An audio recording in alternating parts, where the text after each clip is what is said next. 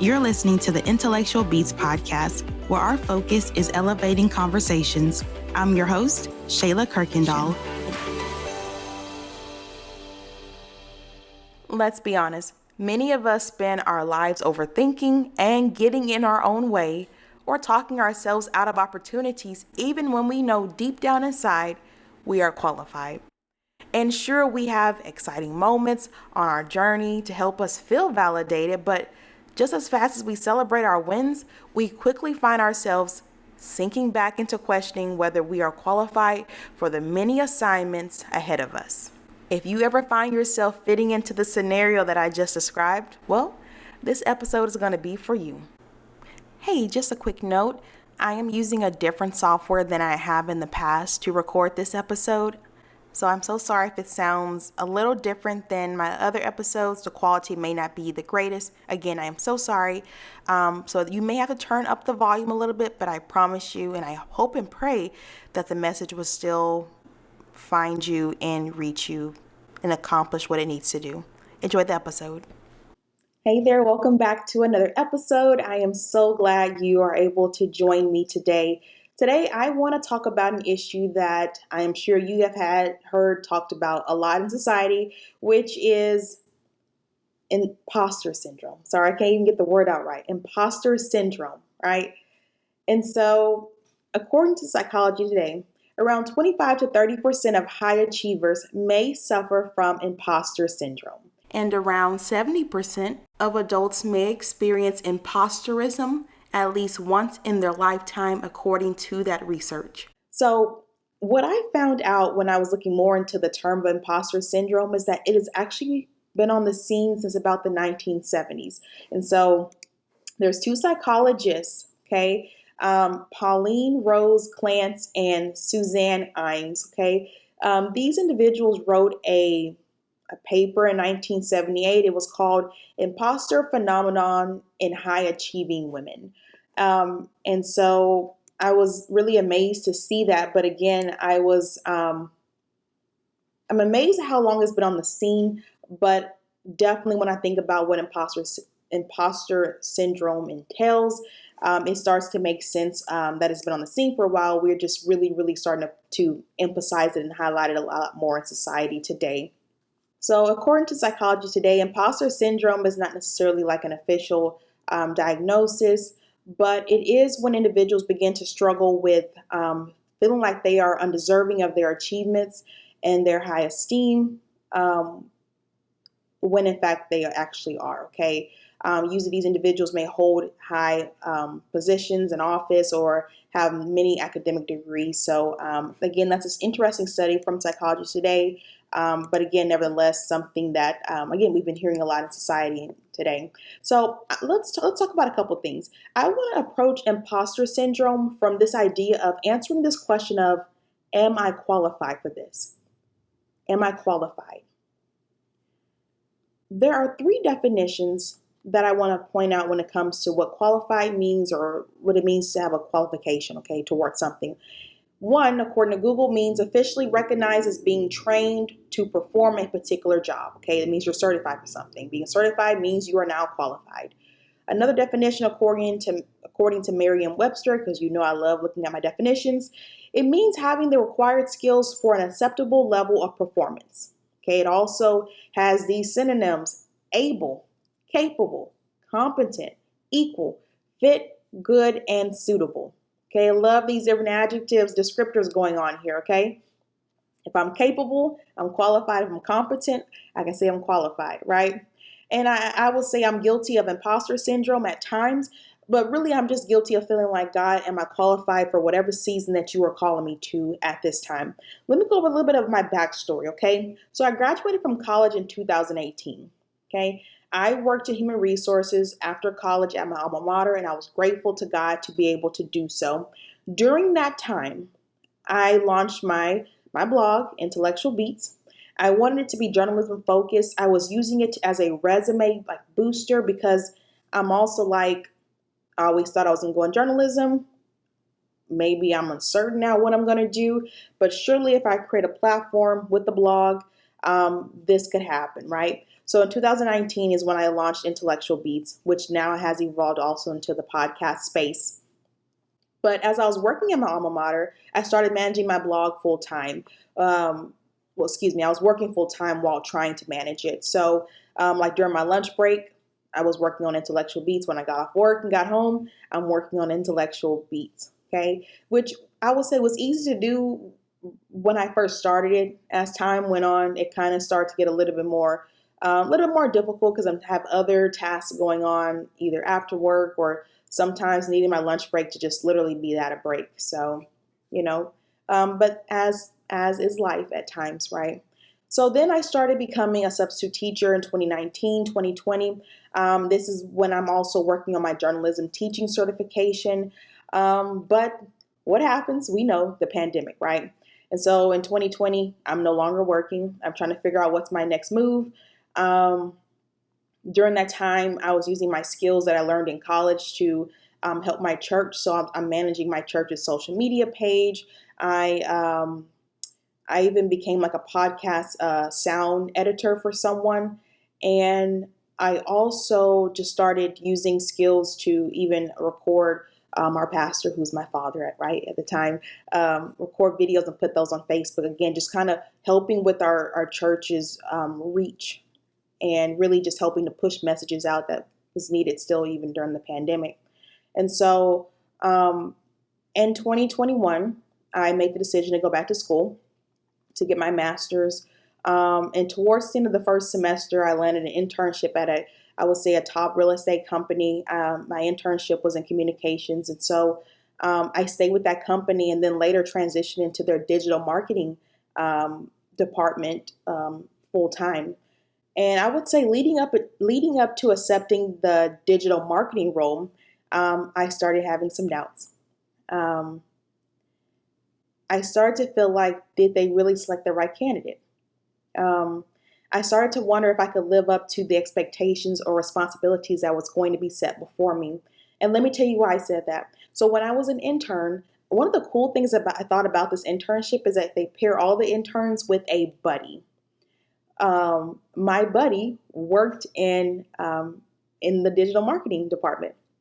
And so I'll say this: digital marketing, communications, a lot of the skills that you take to get a media or journalism degree are transferable no matter what you do, communication, digital marketing, and other things. So she and I actually had similar backgrounds in terms of what we have learned. So it was great.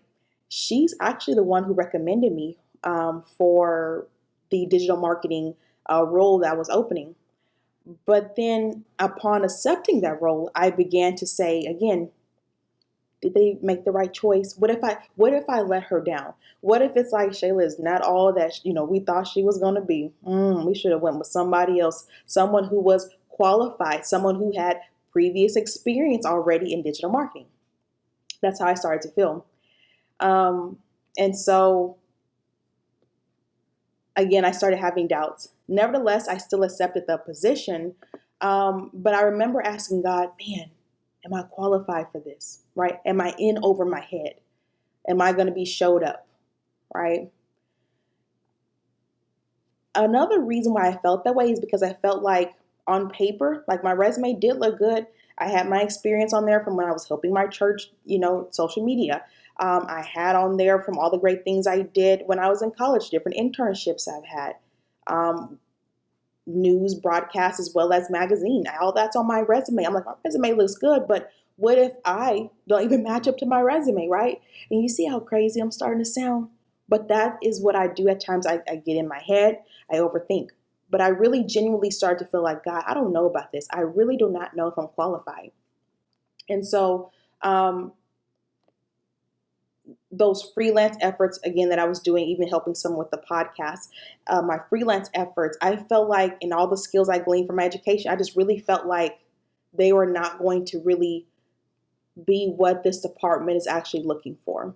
And even though I'm coming from a communications internship with the same company, okay, I just felt like, Shayla, all your entrepreneurial efforts, everything you've done, it's not going to qualify you or make you credible for this new role. So that brought me to this. I believe there are so many reasons why we feel unqualified. Here's one. Sometimes we do not feel qualified because you may say, I did not go the traditional route to get to where I am now. That person's blueprint maybe didn't work for me. So maybe I had to do something completely different. This does not mean you are not going to be ineffective. This just means because it was an untraditional route, that route is now unique to you. And that's what makes you unique, right? In media, I would say the skills that I learned, they're admirable. They show that I can take initiative. They show that I have a passion for people and different, facets within the media industry. Again, I can do broadcasts. I can do like magazine work. I recently have been in a reporter for a newspaper. Okay. But at the same time, I still feel like it was not the traditional route.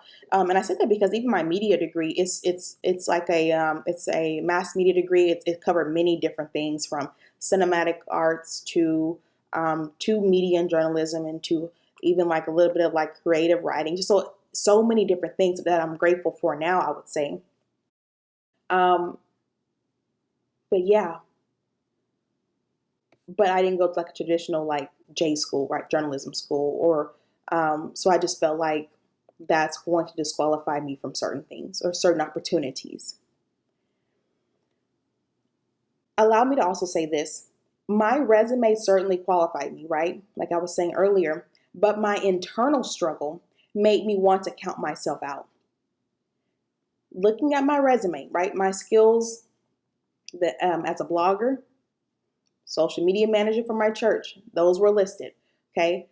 Um, Again, my internships, but I still kept feeling hesitant and wondering if those experiences should even be taken seriously. Number two, you think about past instances where you may have been overlooked or you failed. And now you are beginning to associate those past experiences with the next role that is before you. Do not count yourself out. Do not count yourself out. Going back to my point earlier,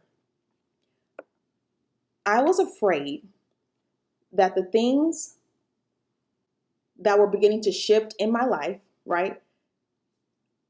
In terms of, Shayla, you have a buddy who's recommending you. Hey, okay, this is like favor working for you, right? It's opening the door for you.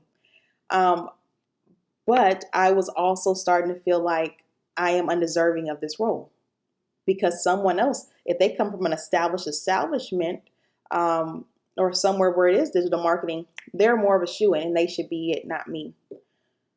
So I started to make myself feel like I am undeserving of certain roles, which I had to say, hey, you have to start somewhere. So I don't even know why I was thinking like that. But again, at the time I did. I'll say this, none of us want to face rejection. Okay. Um,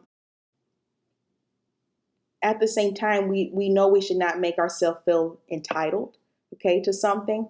But when things don't pan out a certain way, or again, you're facing that rejection, those experiences do have a way of affecting you for the long run and making you feel like I'm not going to try to do that again, or I must certainly be unworthy from other attempts in the future, right? We hear the saying all the time, something doesn't happen for you maybe one time, try again, right? You are worthy of still going after opportunities in your future, even if one thing didn't work out. Don't allow past experiences or feeling overlooked to make you feel like I should no longer pursue opportunities or even things that I once gravitated to. Give yourself grace, okay, whatever happened, and move into what God is calling you to. Give yourself grace, move into what God is calling you to. Hey there, I wanted to pause for a second to say, in case you are listening to this episode on a podcast streaming platform, I want to let you know that anytime you notice that I have not posted an episode in a while, chances are I am still posting different updates directly on my blog and on YouTube. Sometimes this may be a movie review, and even a life update. So if you have not done so yet, please be sure to subscribe to my YouTube channel, which is under my name, to catch not only the podcast episodes if you want to see them in video format, but also to be notified of short inspirational messages that I post on my YouTube channel. As always, thank you so much for your support. I really, really appreciate it. Now, let's get back to the episode. A third point I want to make is this. You are at a place where you cannot lean on what you know. Okay? So the Bible tells us this, right? To lean not on our own understanding, that in all our ways we should acknowledge the Lord and that He is going to direct our path. Right? And that's in Proverbs chapter 3, verses 5 through 6, in case you would like to further pursue it and look it up. But here's the thing. So that can look like I'm a person, right? I have control. I like to know what things, what's going on. And I'm guilty of this. I like to plan things out. And sometimes when that control is slipping from my hands, it makes me be able to start saying, I don't know. Because at one time I feel like I can kind of plan things out and I can kind of touch and see and things seem more tangible. No, it's now slipping from my fingers. Maybe I'm not supposed to be doing this, right? Do not lean upon what you know. Do not lean upon your skill set. Do not lean upon your own intellect. Sometimes the urgency around us, it can create a panic that causes us to feel hesitant to venture into the path before us, right? I think about like when I graduated from college and felt like, God, I don't think I know what I want to do anymore. I thought I did. What do I do? And it's like, do I just take this job? Do I just do this because I need to make money? And what do I do? Right? It's an urgency. I don't want you to allow that urgency though to deter you from doing what God has really called you to do, deter you from your passion, to deter you from what you are, truly going after.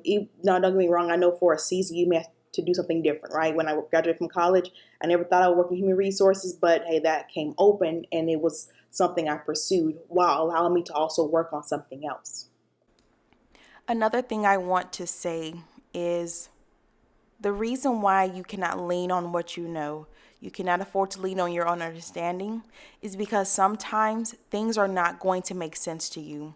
And it may not make sense to you, but you don't realize that God is using that current situation, that current role that you are in, to set you up for something even bigger. So allow yourself to be open. No, I do not understand why God may be pulling me in this direction, but I have enough faith and enough trust in God to know that if I go in this direction, it could very well be the next thing that God uses to help me walk into something else.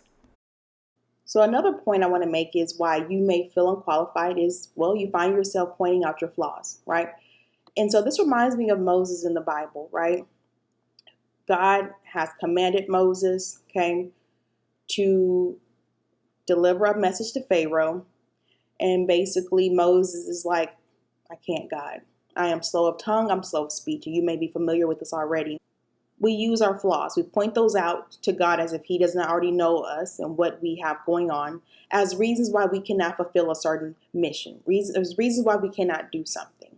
And I've realized that often when we are getting ready to walk into our purpose, it is easy for us to pivot to excuses or distractions to deter us from, again, accomplishing the mission. So for the sake of time, I am going to quickly highlight and paraphrase how Moses receives grace and favor in the passage of Exodus. And I'm highlighting chapters 1 through 4 in Exodus. If you're watching on YouTube, I will put some of the information on the screen, okay, the text. So favor. Moses should not even be alive. Okay, let's start with that. He should not even be alive. There was a decree made in Egypt where any Hebrew-born male was to be killed, okay? And this is because the Israelites are starting to multiply, right? A great multitude of them in numbers, and it's like a threat basically to like the Pharaoh, the king. And so it's like we can minimize some of this by killing off the Hebrew males. So when Moses is born, okay, his mother kept him for as long as she possibly could until she kind of couldn't anymore. So then she put him in like the Nile River. And in doing so, Pharaoh's daughter sees him and has compassion for him. And she basically, because Moses' sister was nearby, Moses' sister is like, hey, should we, take care of him, nurse him?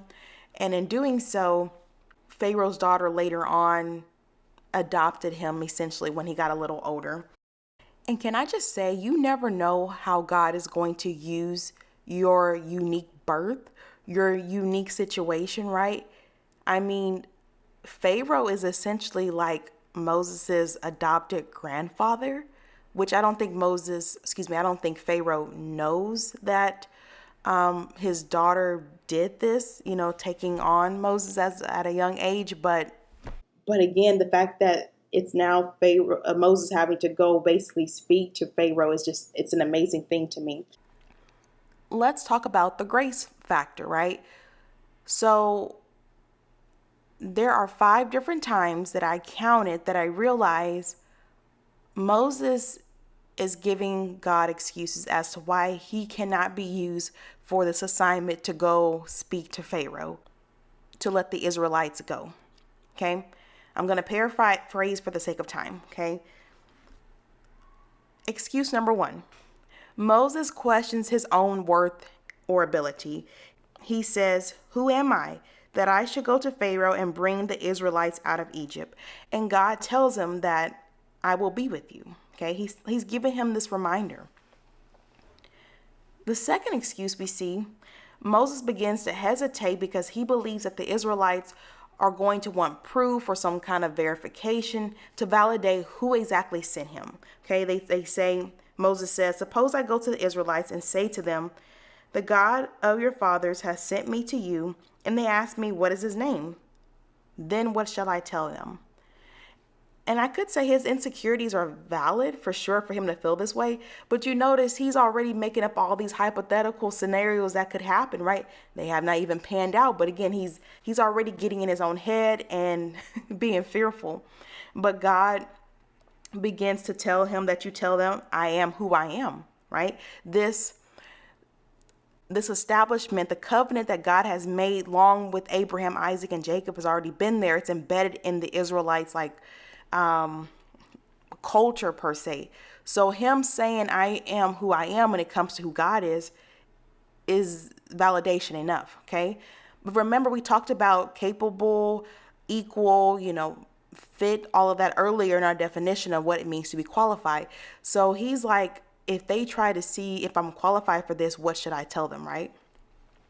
Number 3, okay, Moses begins to believe that the Israelites will want evidence that he's qualified to lead them, right? So even further proof, even further verification, okay? And God tells him to take the staff that's in his hand, to throw it on the ground, and in doing so, it will turn into a snake.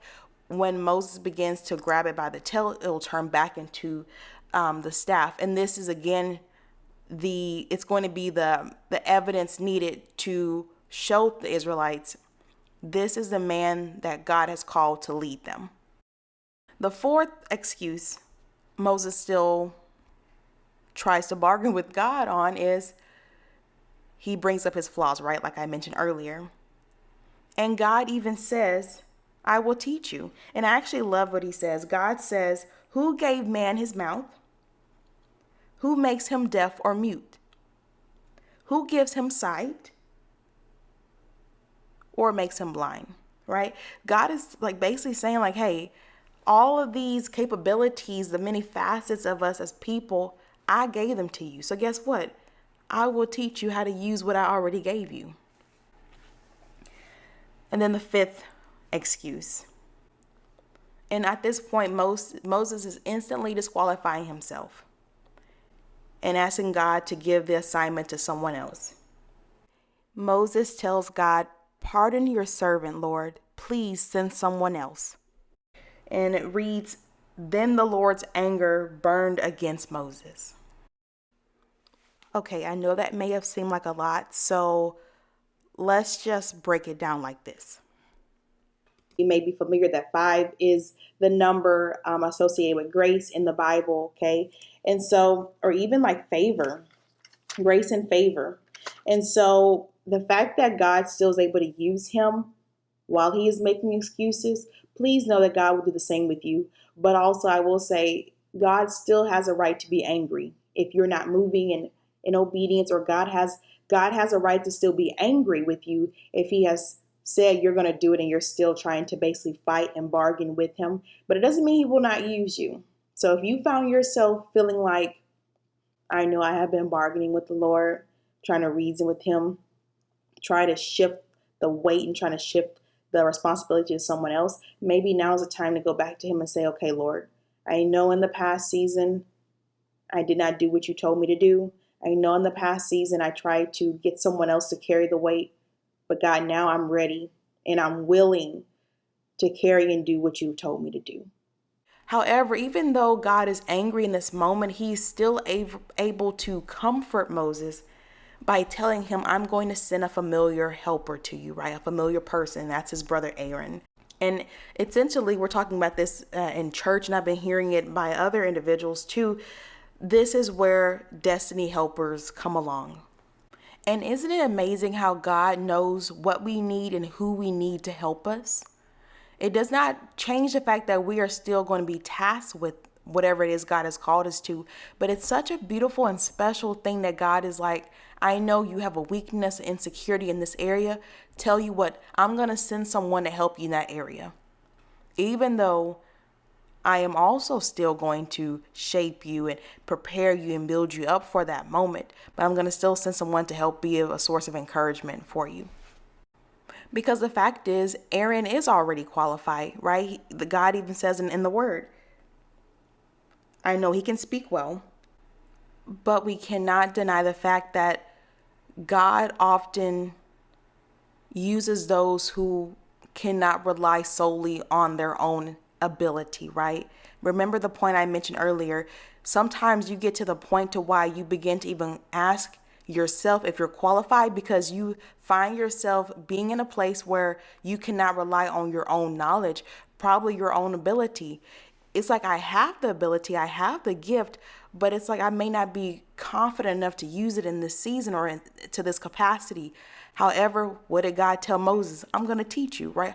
I'm going to continue to build that thing, that muscle, whatever the case may be, to make you even better in that area. You have it, so it's not impossible, but I get you may need something to help you feel more confident to use it. But God definitely could have just used Aaron. You could have went to Aaron first with all of this and not even Moses. But again, going back to even the favor, right?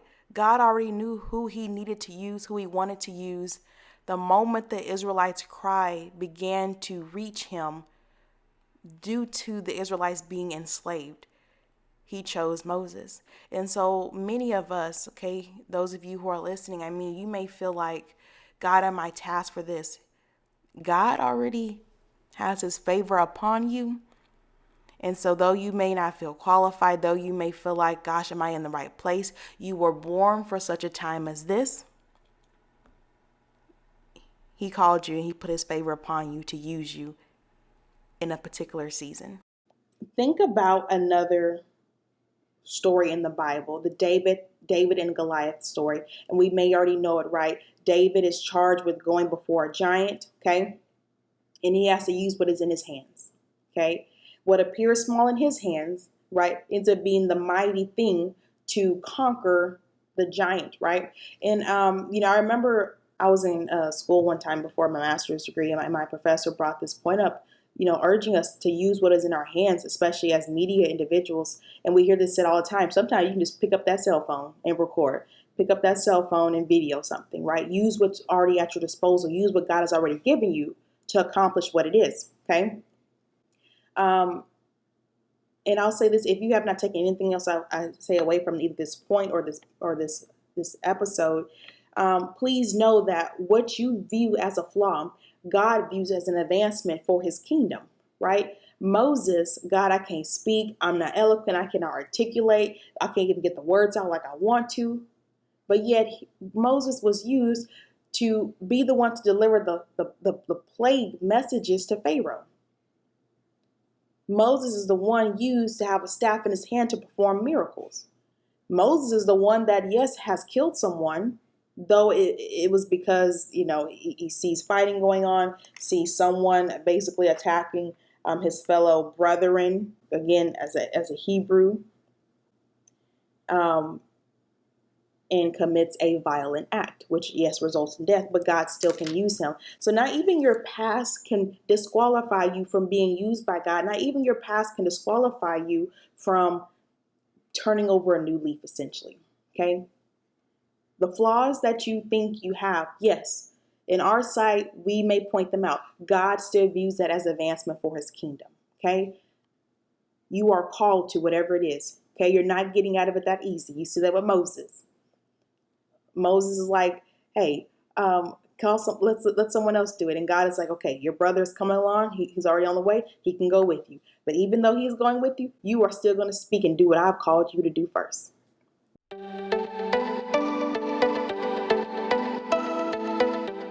I want to say this as I'm wrapping up, okay? So first I said, reason why we feel unqualified, right? You may be going an unconventional route, okay? It's not the traditional way, different blueprint. Understandable why you feel like you're not qualified. Number two, you think about those past instances or where you may have been overlooked, and now you're associating with that hurt with, can I really walk into something before me, right? Don't associate that with what is before you now. Number three, you are at a place where you cannot lean upon what you know. Okay? Do not lean upon your own understanding. God is trying to do a new thing very well through you. And so things are going to have to maybe go a different way and shift a different way. That does not mean you cannot do it. Okay? And then lastly, I said it's because you begin to point out your own flaws. Essentially, you begin to disqualify your own self from even taking a shot at what God is trying to do through you. But you are called to it. That's what makes you qualified in this season. You are called to it. So you're not getting out of it that easy. A couple of takeaways before we leave here. As you begin to shift or transition in life, I want you to remember you are going to be presented with situations that will cause you to wonder if you are ready to advance to the next level. When this happens, I want you to glean from your past experiences, because those experiences that you have already undergone, those have strategically been orchestrated by God to prepare you for this particular moment that God has already set before you. I'm talking about the things you wanted to do and the things you did not want to do. When I think about the fact that I was helping someone edit a podcast at times, I'm like, oh gosh, I have a podcast. I was just going to be a blogger, so I like to write. It's amazing. When I think about how, again, all those past experiences I had in college, whoa, who would have known I would have been using them to help my church? Okay? God does not waste anything. Okay? God does not waste anything. Okay? With that being said, the door that you are hesitant to walk through, that can very well be the door that's going to help usher you into your destiny. Okay? So keep taking those different paths and different avenues, even if you don't understand what God is necessarily doing. They are all necessary. Okay?